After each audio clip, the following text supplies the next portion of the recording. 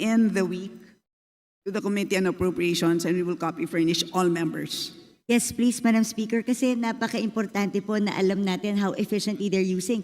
Napakadaling mag-declare ng savings kung bibigyan natin ng blanket authority ang departments to use the savings and use it whenever they want or augment something without passing through Congress. E di i-bloat na lang palagi yung bidding, yung ABC. Tapos magdadive. You know, this is not acceptable, should not be acceptable to us. That's why we need those reports.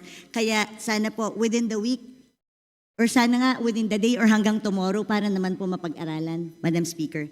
Anyway, my next question refers to, dito na ako sa, alam naman ni Madam Sponsor ito, yung tungkol sa earmarked revenues. Madam Speaker, sa pagkakaintindi, can you define earmarked revenues through you, Madam Speaker?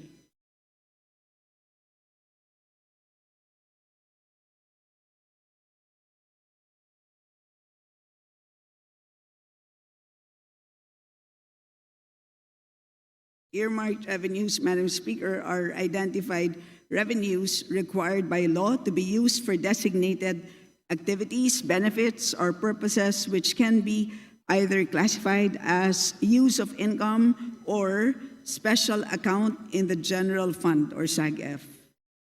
Nung pong nag-interpolate tayo, sinabi po sa akin that the cash isn't available because the cash is being used. Madam Speaker, Madam Sponsor, tama po ba na pwedeng gamitin ang earmarked revenues ng national government wherever it pleases? Yun ang